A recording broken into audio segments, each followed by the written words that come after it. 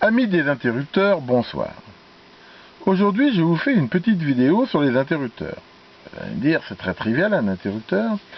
C'est vrai, il y en a de plein de sortes, de tous les types, de tout ce qu'on veut, mais il y en a certains qui sont relativement intéressants et pas forcément très connus. Donc pour l'instant, on va parler des modèles dérivés en fait de cet interrupteur vraiment qu'on trouve partout, avec un diamètre d'à peu près 6 mm. Et ici on voit un modèle à deux positions, donc en fait c'est un inverseur, hein. Ici donc il y a le commun, et selon la position, le courant va d'un côté ou de l'autre. Je l'ai schématisé ici, on a le commun, et on voit bien que selon la position, ça va dans un sens ou dans l'autre. Alors ce qu'il faut se méfier, c'est que souvent le côté où ça va, c'est le côté opposé de la bascule, c'est-à-dire qu'en fait quand c'est baissé comme ça, le courant va du commun vers le haut, et vice-versa. Attention, parce qu'il y a quand même des fois des modèles où c'est pas comme ça. Donc il faut quand même mieux tester avant. Donc ça c'est le modèle de base. Il existe en version beaucoup plus petite. Ici j'ai un modèle miniature, mais enfin bon, basiquement c'est le même. Il existe ici avec un modèle que j'aime beaucoup, hein, qui fait un design un petit peu ordinateur IBM 370.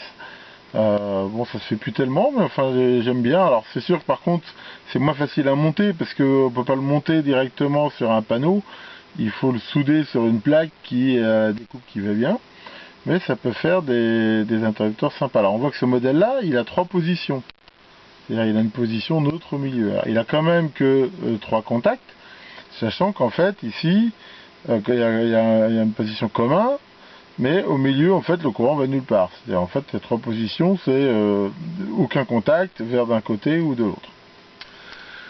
Alors, ça existe en double ou en triple. C'est-à-dire, en fait, il y a des interrupteurs, comme on voit ici, où, en fait, c'est deux interrupteurs inverseurs comme ça, mais qui sont mis sur le même levier. Donc, ça permet, en fait, de commuter deux circuits indépendants en même temps.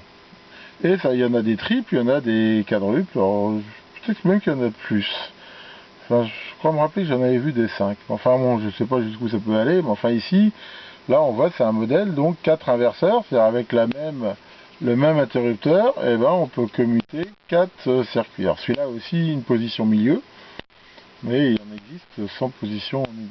Alors il en existe aussi bien sûr qui ont en fait des positions qui ne sont pas stables. C'est-à-dire que, par exemple, il y a toutes les combinaisons possibles, ça peut être milieu pas stable en bas, c'est en fait qu'on lâche, il revient à sa position, ça peut être vers le haut, vers le haut, vers le bas, il y a vraiment toutes les possibilités. Ici il y a un modèle un petit peu plus rigolo, c'est un modèle à verrouillage. Donc ça c'est pour ceux qui risquent de les manipuler par erreur, hein, ou l'interrupteur qui commande l'autodestruction. Donc celui-là typiquement en fait on peut pas le manipuler, il est bloqué, il faut le lever pour le mettre dans une position où reste bloqué ou dans une autre.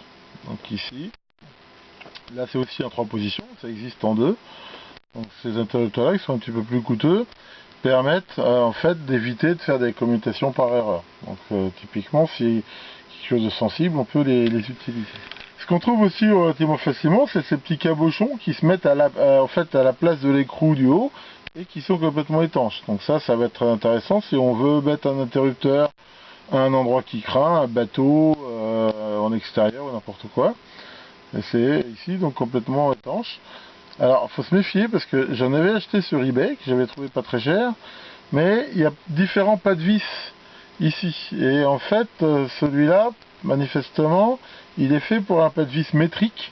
Donc ça c'est un interrupteur métrique, alors que les autres souvent ont des pas de vis impériaux. Alors faire attention des fois quand on les commande, parce que c'est pas forcément compatible. Et pour finir, je vais vous montrer un interrupteur qui est très intéressant, c'est celui-là. Alors, on va se dire, bah oui, qu'est-ce qu'il a de plus que les autres? Bah, il a plus que les autres qu'en fait, il n'est pas câblé comme un double inverseur. C'est un interrupteur qui est en interne, en fait, à trois positions, mais qui n'en sort qui sort pas toutes les connexions. On voit en fait que ces deux commutateurs ici, quand le premier circuit, quand il est dans une position où au milieu, eh ben, le courant va du commun vers une broche, et dans l'autre vers le bas. De même que le deuxième, c'est exactement la même configuration, mais inversée. Alors ces interrupteurs-là, ils sont très intéressants parce qu'ils vont permettre des combinaisons différentes et surtout, si on les câble comme ça, C'est-à-dire que là, je vous ai mis le schéma de l'interrupteur vu de dessous, dessus, de toute façon c'est symétrique. Ben, on voit que ici on a le commun. Ben, on voit que en fait, là, cet interrupteur-là, donc il a bien 3 positions avec une au milieu. Le commun, selon les positions, ira ici 1, 2 ou 3. Donc en fait, ça va être l'équivalent d'un commutateur rotatif à 3 positions, mais qui va prendre quand même beaucoup moins de place, et surtout, il n'y a pas de nécessité d'avoir un bouton qui tourne. Donc ça, il faut faire attention, hein, quand les commandes, ils ont un brochage différent, hein, mais c'est très pratique, hein, moi j'aime bien les utiliser.